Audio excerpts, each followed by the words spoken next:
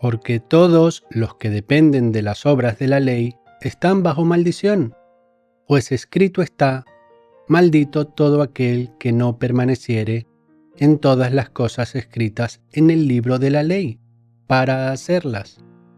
Y que por la ley ninguno se justifica para con Elohim, es evidente, porque el justo por la fe vivirá. Y la ley no es de fe, sino que dice: el que hiciere estas cosas vivirá por ellas. El Mesías nos redimió de la maldición de la ley, hecho por nosotros maldición, porque está escrito: maldito todo el que es colgado en un madero.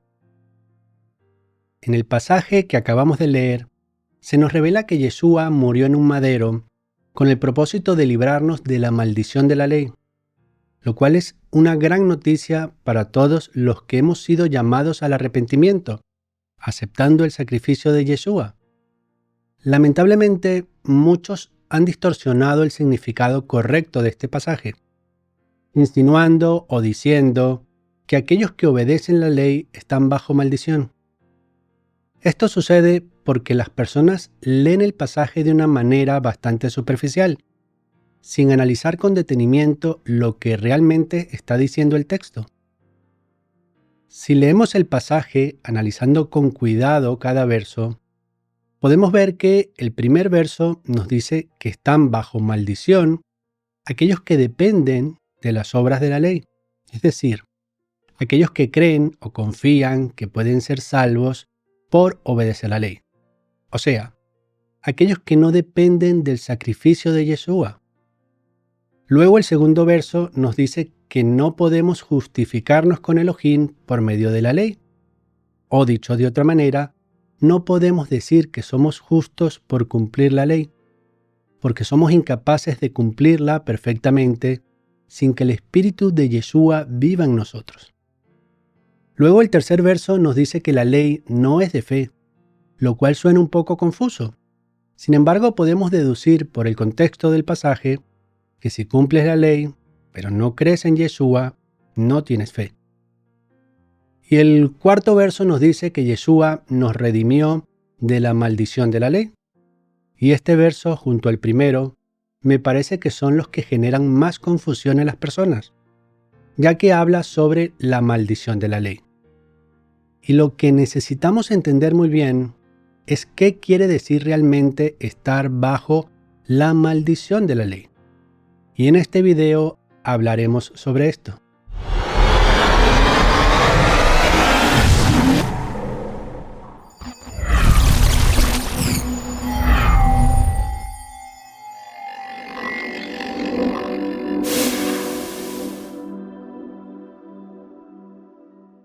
Shabbat Shalom y bienvenidos a un nuevo estudio de la Parashá semanal. En esta ocasión haremos un estudio sobre lo que realmente quiere decir la maldición de la ley. Y para ello veremos algunos versos de la porción de la Torá encontrada en Devarim, del capítulo 29, verso 9, al capítulo 30, verso 20, conocida como Parashat Nitzavim, la cual puede ser traducida como estar de pie o estar firmes. Y para comenzar a comentar algunos pasajes de esta parashá, vamos a leer el primer verso que nos dice lo siguiente. Guardarás, pues, las palabras de este pacto y las pondrás por obra para que prosperes en todo lo que hagas. En los tiempos que corren, hay un gran número de comunidades religiosas que están predicando un evangelio que se enfoca mucho en la prosperidad, lo que comúnmente se conoce como el evangelio de la prosperidad, haciéndole creer a las personas que las escrituras promueven una prosperidad personal, lo que es un mensaje contrario a las escrituras, ya que en el fondo se está promoviendo el egoísmo. Y en el mensaje se suele animar a las personas para que contribuyan económicamente, con el propósito de ser prosperadas, lo cual transmite la idea de que necesitamos negociar con Elohim para ser bendecidos. Pero, por otro lado, debemos entender que las Escrituras sí que nos hablan de prosperidad, como vimos en el pasaje anterior, donde Yahweh le dijo a su pueblo que debían guardar las palabras del pacto para ser prosperados. Entonces, algunos podrían argumentar que el mensaje que promueve la prosperidad personal es correcto. Pero lo que necesitamos entender, para no caer en errores, es que la prosperidad que nos menciona el verso que leímos hace un momento, tiene como propósito el bienestar del pueblo, unido como una nación, para vivir conforme a las leyes de Yahweh, teniendo como principio fundamental el amor a Yahweh primeramente y luego a nuestro prójimo. Esto es algo que podemos notar en los versos que siguen, que nos dicen lo siguiente. Todos ustedes están hoy en presencia de Yahweh tu Elohim, los cabezas de tus tribus, tus ancianos y tus oficiales, todos los varones de Israel, tus niños, tus mujeres y tus extranjeros que habitan en medio de tu campamento, desde el que corta la leña hasta el que saca tu agua, para que entres en el pacto de Yahweh tu Elohim, y en su juramento, que Yahweh tu Elohim concierta hoy contigo, para confirmarte hoy como su pueblo, y para que Él te sea a ti por Elohim, de la manera que Él te ha dicho, y como lo juró a tus padres, Abraham, Isaac y Jacob. Algo que suelo notar mucho, y que veo la necesidad de comentar, es que muchas personas no entienden el verdadero sentido de la santidad. Debemos reconocer que un tema fundamental en el Evangelio es la misericordia, pero no es el único, porque algo que también debemos tener muy claro es el concepto de santidad. Muchos creyentes caen en un error gravísimo y creo que lo hacen de manera inconsciente, mostrándose orgullosos de ser pecadores. Y estoy convencido de que muchos se sorprenderán con esta afirmación, pero ¿acaso no es una actitud muy común de muchos creyentes criticar a otros catalogándolos de santurrones o diciendo expresiones similares? Esto suele suceder cuando los creyentes o discípulos verdaderamente comprometidos con las Escrituras, queriendo vivir conforme lo ordena Yahweh, confrontan las faltas de otros creyentes para que corrijan su manera de vivir. Y en algunos casos ni siquiera se confronta, sino que se exhorta para que los hermanos mejoren sus hábitos de vida, siendo que los menos comprometidos se excusan en el razonamiento de que todos somos pecadores. Y si bien esta afirmación es cierta, no debe ser el razonamiento que debamos usar para vivir pecando, evitando el esfuerzo de vivir en santidad. Es cierto también que existen personas que al parecer están compitiendo con los demás por ser más santos, lo cual entendemos que es una actitud completamente equivocada. No debemos pensar en la santidad como una característica para competir con otros. Pero algo que tampoco debemos hacer es tratar el tema de la santidad con desprecio, como si fuera algo imposible y en algunos casos como algo negativo.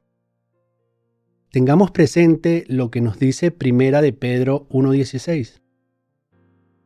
Porque escrito está, sed santos porque yo soy santo.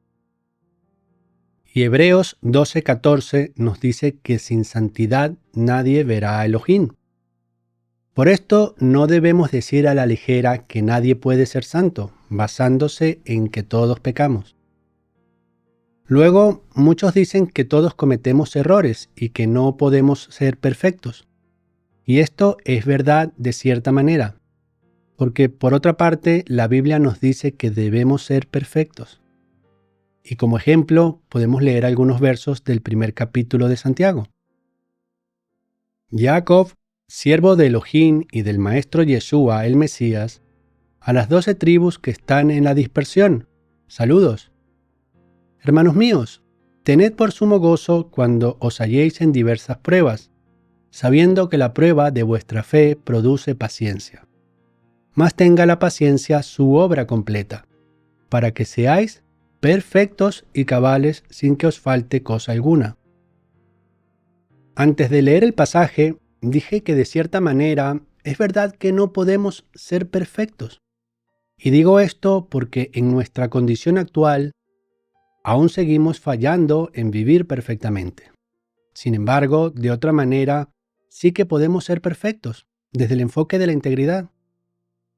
Lo que quiero decir con esto es que podemos ser personas que, a pesar de nuestros errores, podemos tener una clara intención de obedecer lo que Yahweh ha ordenado.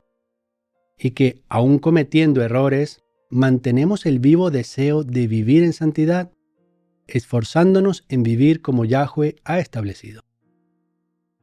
Y lo que quiero resaltar ahora es que para tener una vida santa, lo que es sinónimo de tener una vida apartada, debemos hacerlo en compañía de otros hermanos. Es decir, las Escrituras nos revelan que debemos vivir apartados de aquellos que practican el pecado, pero no como lobos solitarios o como pequeñas células familiares, sino como una nación o como un reino.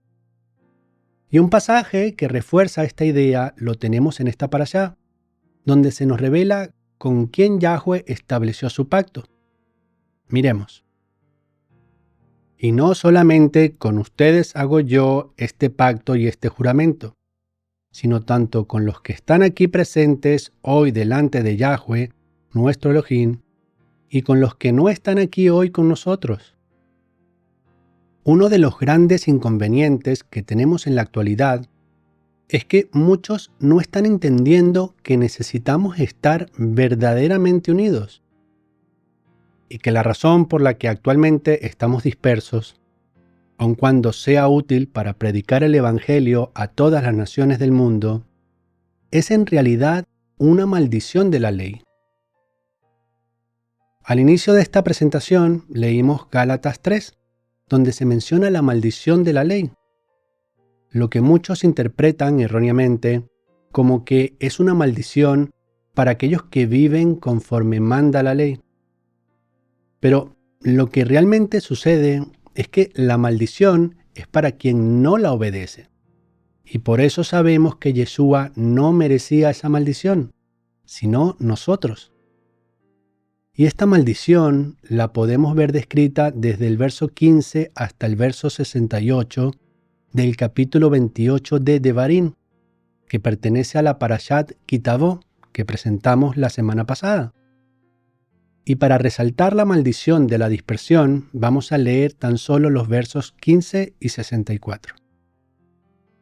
Pero acontecerá, si no oyeres la voz de Yahweh tu Elohim, para procurar cumplir todos sus mandamientos y sus estatutos que yo te ordeno hoy, que vendrán sobre ti todas estas maldiciones y te alcanzarán. Y Yahweh te esparcirá por todos los pueblos, desde un extremo de la tierra hasta el otro extremo, y allí servirás a dioses ajenos que no conociste tú ni tus padres, al leño y a la piedra. La mayoría de los cristianos han sido enseñados que no debemos obedecer la ley dada por Yahweh, y que aquellos que la obedecemos no estamos haciendo la voluntad de Elohim, cuando es justo lo contrario. Y es que, en realidad, la ley dada por Yahweh establece bendiciones para aquellos que la obedecen y maldiciones para aquellos que la desobedecen. Y lo que Gálatas 3 nos revela es que Yeshua recibió la maldición que nosotros merecíamos, y por lo tanto no podemos ser salvos por nuestra justicia, lo cual no significa que podemos seguir viviendo en desobediencia, transgrediendo la ley. También debemos saber que muchos suelen confundir la ley o leyes rabínicas, que son leyes que líderes judíos establecieron para el pueblo, con la ley de Yahweh. Y es que el desconocimiento de esto hace que muchos rechacen la Torá. Y como vimos en los versos anteriores, la ley establece maldiciones para los desobedientes. Y en los versos que vamos a leer ahora, veremos que se establecen bendiciones para los obedientes. Acontecerá que si oyeres atentamente la voz de Yahweh tu Elohim, para guardar y poner por obra todos sus mandamientos que yo te prescribo hoy, También Yahweh, tu Elohim, te exaltará sobre todas las naciones de la tierra, y vendrán sobre ti todas estas bendiciones, y te alcanzarán, si oyeres la voz de Yahweh, tu Elohim. Con lo visto hasta aquí, podemos notar que la carta a los Gálatas no puede estar diciendo que obedecer la ley nos ocasione maldiciones, sino justamente lo contrario. Yeshua no vino a redimirnos de la ley, sino de la maldición de la ley, para que podamos recibir la bendición de la ley, y para ello debemos practicarla. Y en esta parashá podemos ver un pasaje que nos exhorta sobre lo que está sucediendo con la mayoría de los cristianos en nuestros días. Miremos. Y que al oír las palabras de esta maldición, alguno se bendiga en su corazón diciendo: tendré paz, aunque ande en la dureza de mi corazón, a fin de que con la embriaguez quite la sed. No querrá Yahweh perdonarlo, sino que entonces humeará la ira de Yahweh y su celo sobre el tal hombre, y se asentará sobre él toda maldición escrita en este libro, y Yahweh borrará su nombre de debajo del cielo. Luego, además de que muchos rechazan la ley por pensar que la obediencia trae maldición, también hay muchos que enseñan o piensan que la ley es imposible de cumplir.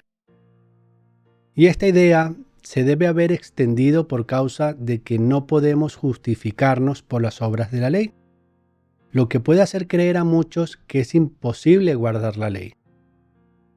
Y es cierto que no podemos justificarnos por obedecer la ley. Por eso solo hay un camino a la redención, que es la sangre de Yeshua. Sin embargo, esto es porque al fallar tan solo una vez, ya somos culpables. Pero esto no significa que la ley sea muy difícil o imposible de cumplir.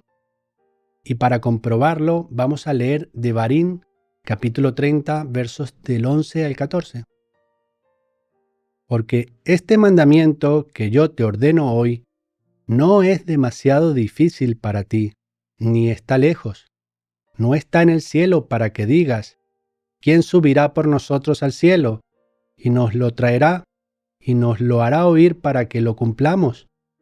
Ni está al otro lado del mar para que digas: ¿quién pasará por nosotros el mar para que nos lo traiga o nos lo haga oír a fin de que lo cumplamos? Porque muy cerca de ti está la palabra, en tu boca y en tu corazón, para que la cumplas. En realidad, lo que sucede es que no conseguimos cumplir la ley antes de recibir al Mesías en nuestro corazón, porque nuestro corazón es egoísta hasta que Yeshua nos transforma por medio de su Espíritu y produce en nosotros el amor hacia la ley. Ese amor que demostraba el rey David en varios de sus salmos.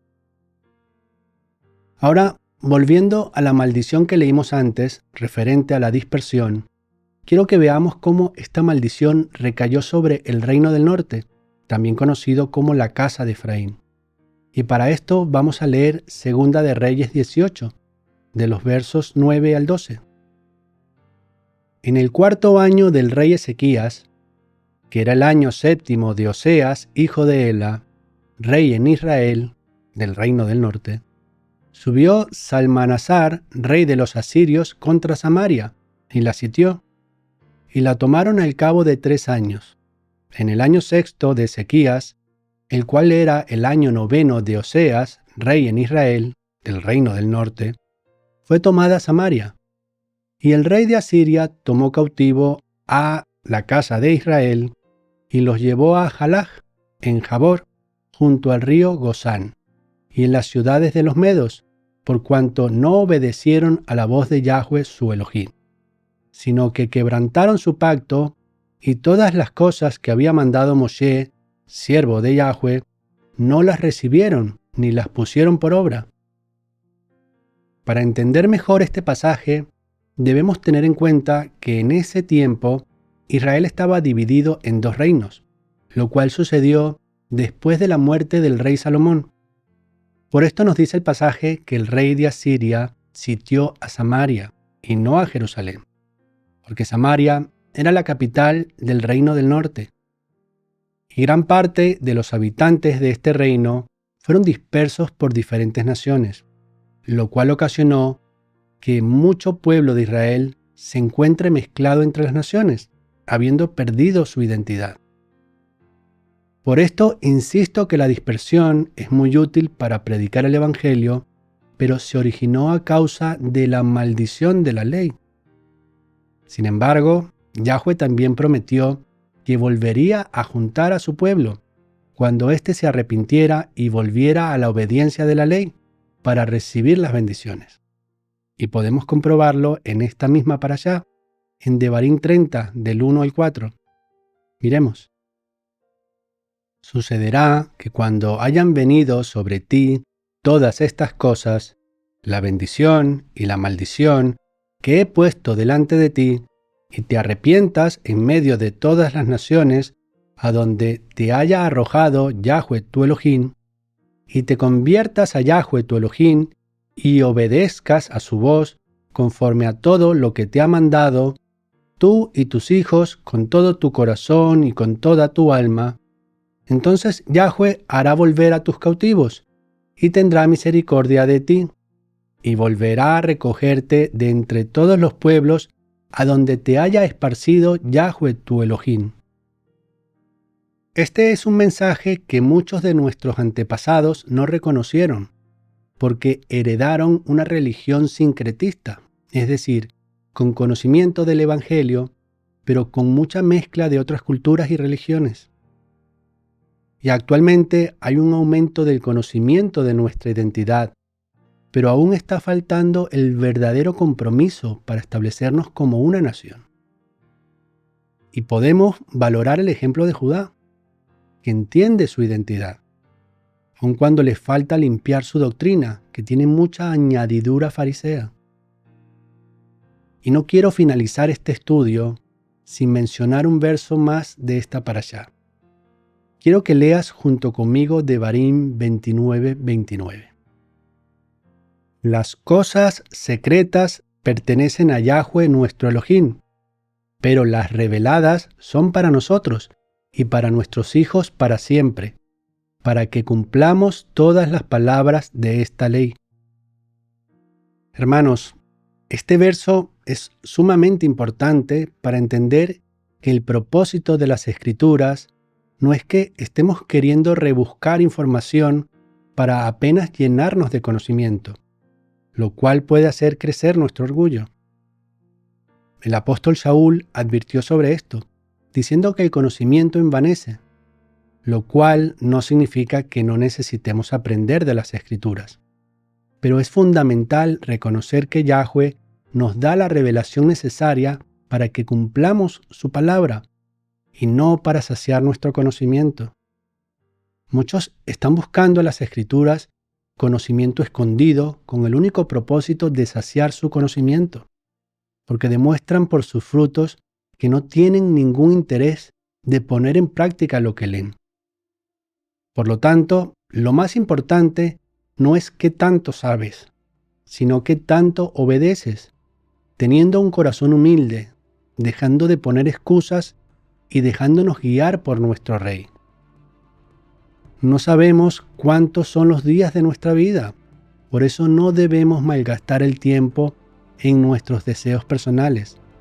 Más bien debemos buscar de corazón a Yahweh para que ponga en nosotros el espíritu correcto, para aplicar lo que ya sabemos, porque al que tiene se le dará más, pero el que no tiene, lo poco que tiene le será quitado.